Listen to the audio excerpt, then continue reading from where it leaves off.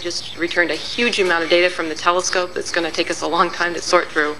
But the initial results are very promising. You may have seen earlier results where we've discovered a new class of very cool type of stars with WHAZE. But the search is still on, and we don't think that there's anything that's hazardous in the outer solar system. We think that this is just a sort of if there is something out there, it would be a large body in a roughly circular orbit. Our next caller, Denise Chow from space.com. Denise. So when you say the initial results are very promising, the initial results are very promising. Anything else you wanted to say on that point? We've actually been able to confirm the discovery of 100 new objects that are these very cool stars called brown dwarfs. And so that's very similar to what people are interested in looking for. So we've actually found some of these that are relatively close to the Earth, but none of these are closer at this point than the nearest star to our solar system. So they just said they found brown dwarfs. Yeah. Thank you. That's what we've been talking about. Now we'll go to Denise from Planet X. Denise? Nibiru. They're dancing around the subject. Hi, Denise Chow at space.com. Thanks for taking my question. I was under the impression, but please correct me if I'm wrong, that the WHAZE mission was officially shut down in February of 2011. So does that mean that in the months and years to come, it'll be more of sifting through the survey information that has been collected, or is there a plan to continue with another mission to take more of these sky surveys? Well, this is Amy, and I'll answer this. We like to think that the WHAZE spacecraft, having completed its baseline mission successfully, is now in honorable retirement. It's in hibernation mode, having accomplished all of the goals and then some that were set out for it. So we're 3 layers. We're happy to now be looking at the data. 3 layers. We got it. Okay. Next up, Nell Greenfield-Boyce from NPR. Nell? Oh, sorry. Just the benefits of having a manned mission to an asteroid as opposed to just collecting samples robotically. Now, could you repeat that again, the entire question? Oh, sorry. I was just wondering if you could explain the benefits of having a manned mission to an asteroid as opposed to collecting samples just robotically and returning those to Earth. I'll take that. This is Lindley again. The human spaceflight, they are still working out the objectives and constraints and requirements of a human spaceflight mission to an NEO.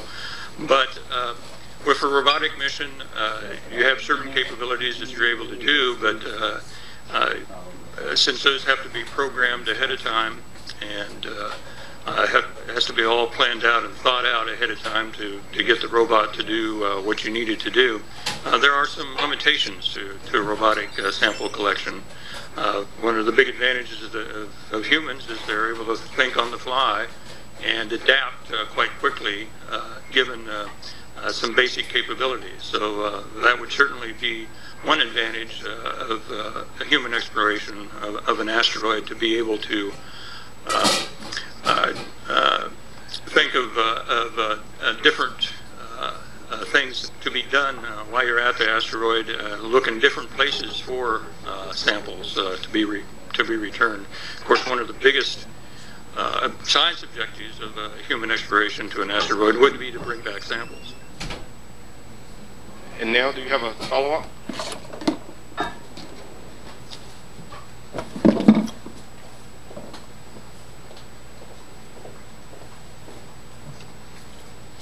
Okay, go ahead. She's coming. Go ahead now.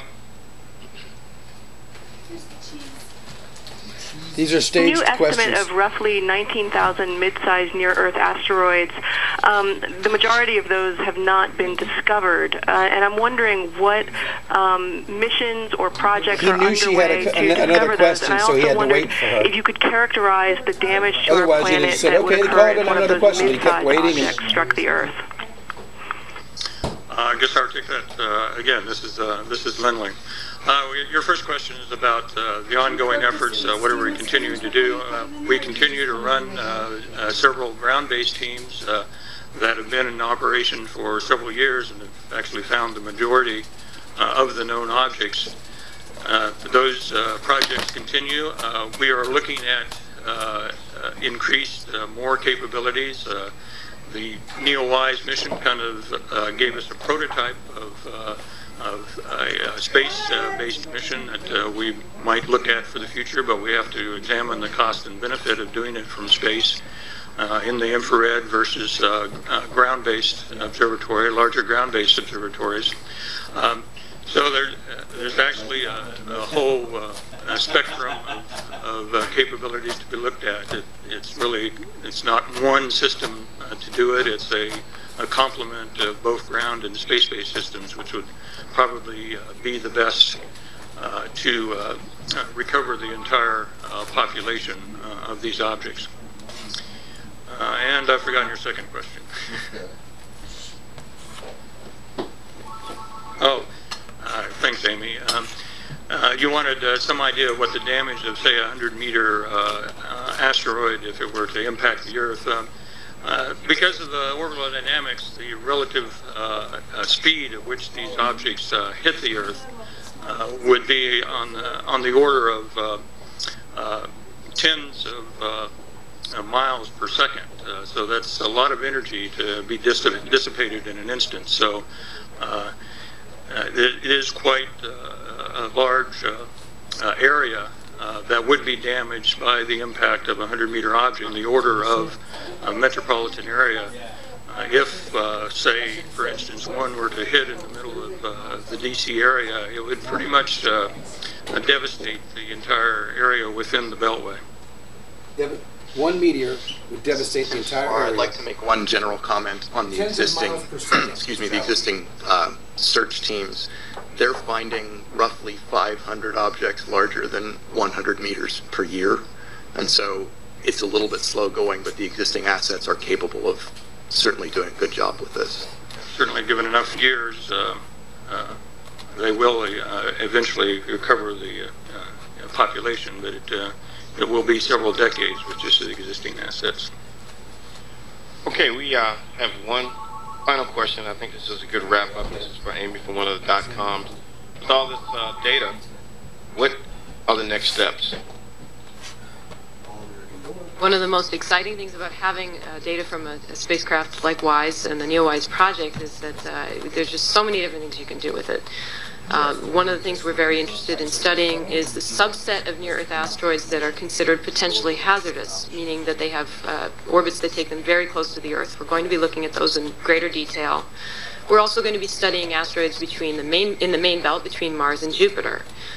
So we've just got a lot of good things left to do, and it's going to keep us busy for a long time.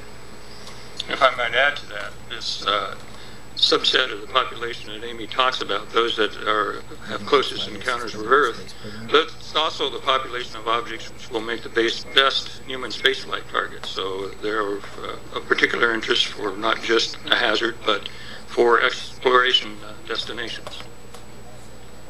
Okay, that's going to wrap up here, and would like to remind folks that go to www.nasa.gov/WISE for the information presented today. Also, our participants are available for follow-up interviews. Just contact my office, 202-358-1726. Thank you for joining us. Because Science never sleeps. Why devastation? Did you hear that? No. I heard that it would take several decades to recover. I heard that it was going to hit, and if it would, I can't remember. It was something. I'd have to watch it all through again. Expedition 29 is a new experience in space for each of the members of the International Space Station crew. Mike Fossum is a native of Sioux Falls, South Dakota, who grew up in the small town of McAllen, Texas, in the Rio Grande Valley. We lived on the edge of town, and my brothers and friends and I would just get on our bikes and head out of town whenever we had the opportunity to, just to go explore, to go camping, to go hunting, to do all those kind of things. And it was, for me, it was a big part of my childhood, was to have the chance to get outdoors.